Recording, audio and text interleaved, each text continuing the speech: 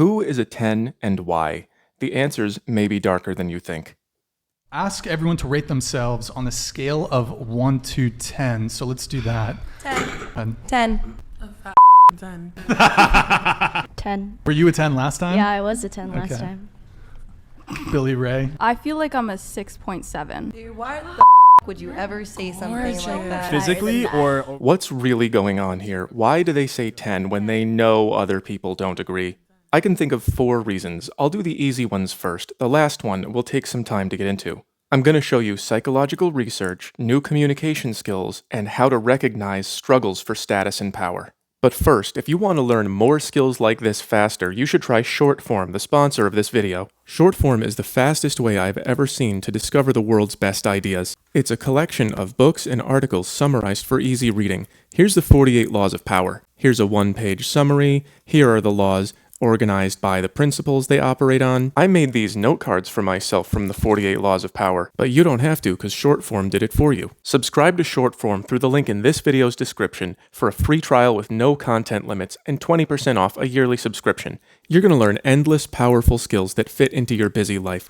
Check this out: motivation, communication, productivity. Look at this one: how ego rules your life and how to master it. That's going to help you move up in the levels I'm always talking about. Again, that's shortform.com/homath. Click it in the video description for a free trial and 20% off a year's access. Now let's get back to dealing with these status games in the shortest form I can manage. So what's up with this whole I'm a 10 thing anyway? Sometimes they say confidence is attractive. What does that mean? This is a really common argument. It seems to mean that if one girl says, I'm awesome, and another girl says, I'm only kind of awesome, that men will like the first one more. Let's try that out for ourselves. Listen again and see who you like more.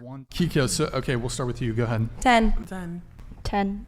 I feel like I'm a 6.7. So I don't know about you, but this didn't do much for me. I didn't feel anything positive about the 3 that said 10. In fact, I thought it was a red flag. But when she said 6.7, I went, oh, she's actually reasonable. Maybe she would be fun to talk to. Maybe this actually worked for you, I don't know, but it's not a great strategy, is it? That can't explain its popularity. So what about delusion? Social media gives women a lot of access to attention, and it changes how they feel about themselves and how they feel about other people in real life. But they can't all believe they're here. That's not how math works. So what if they're saying it, but they don't believe it? Fake it till you make it applies to more than just the job market.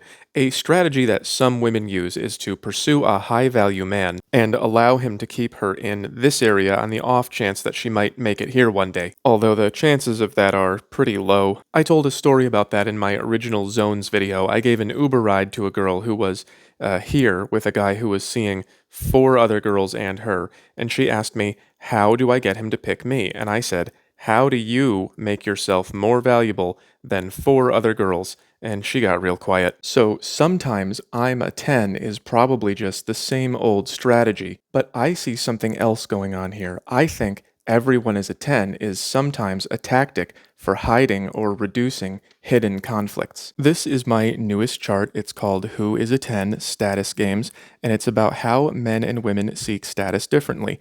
I'm going to go over the research behind it, but first I'm going to show you the different parts of the chart. First of all, these illustrations are how men and women compete for social status.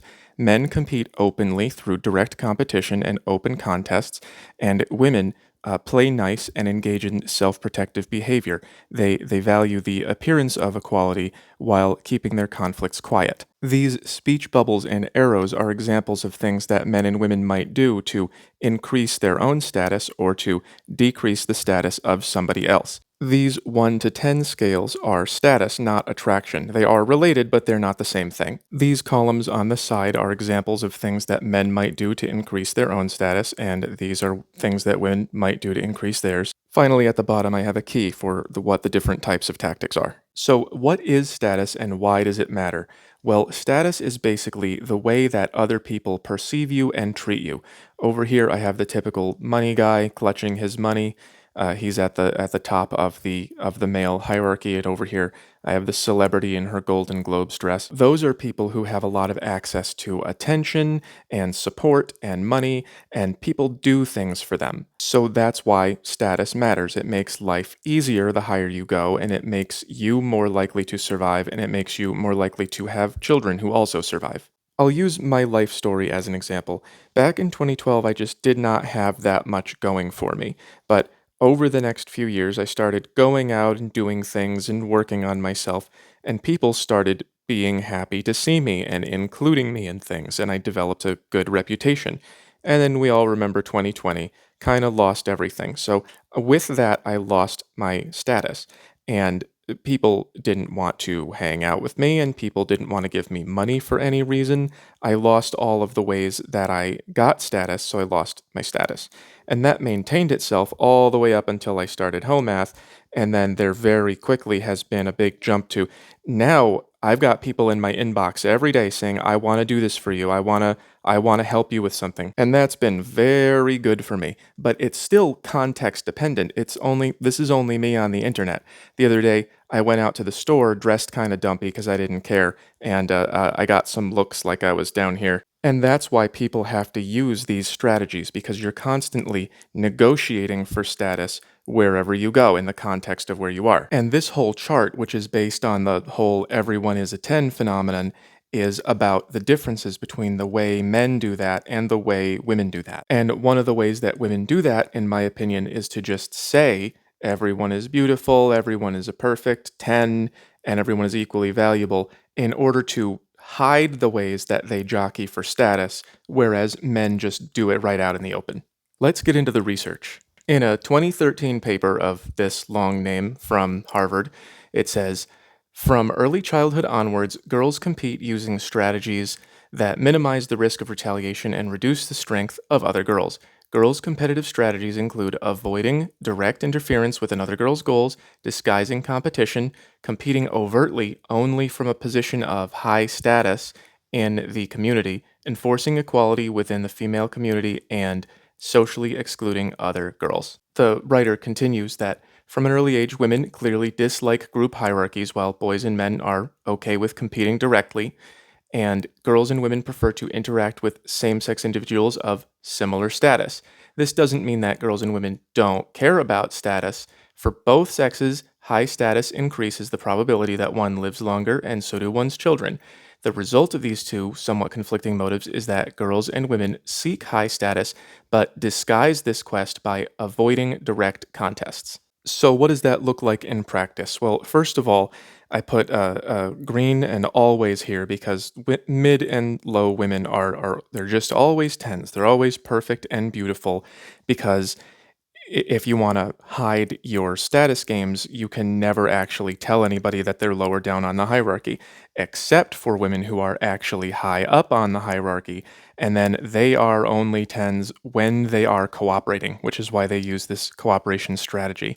You might have a really gorgeous, famous woman or woman who is locally high status saying everyone is beautiful and perfect and we're all equal because she knows she has to say that in order to not be excluded by the armies of everyone else who are going to demand equality.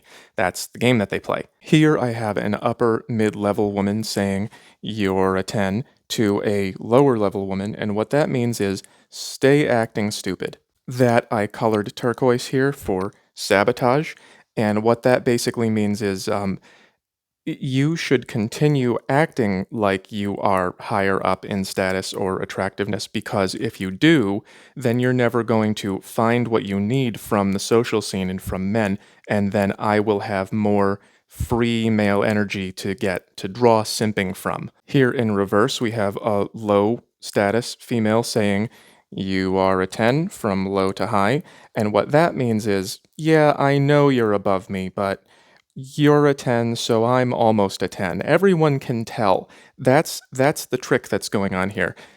Everyone can tell where they are. We look at them and we go, how can you say you're all equal when it's so obvious that you're not? And we can tell who's up here by looking. Well, they know too. So one of the secret strategies here is if I play the game for you, then you'll include me. I rounded out the female side with good plain old delusion. She thinks she's gonna marry a athlete and she's not. I also have one of the more direct forms of female status competition. This is the my boyfriend will beat you up. This guy is being a jerk to her and she makes a threat in the way that men might get directly in fights. She's saying, I am protected. I'm protected by the boyfriend who is coming, and that is a more direct threat, but still not the kind of directness that men engage in. Men, being direct as they are, tend to just, whatever level they come from, they tend to just kind of point out when a woman is way up high. They'll just go, that girl is a 10. But those are patriarchal beauty standards because they violate this appearance of equality on the outside. Right here, I have the two of them exchanging nasty words for each other. That is an attempt to lower status as well. It happens across from men to women and from women to women and from men to men. I also have this girl saying the typical, you're gonna make someone so happy to this guy, which is, it's another way that women use this kind of appearance of everything nice on the surface when what she really means is, you're not what I'm looking for. Oh, and of course, we have the accusation. Whether or not they're true, those can cause a lot of damage to men's lives. I've seen that happen. A few years ago, we had that whole thing where they said you were not even allowed to ask about them. And again, these are just examples to help you understand the overall strategy, which is to keep your real feelings and intentions quiet and play nice out in the open. Men have a hard time understanding this because men will just say things like this out in the open. This guy's trying to be as cool as he can and not managing.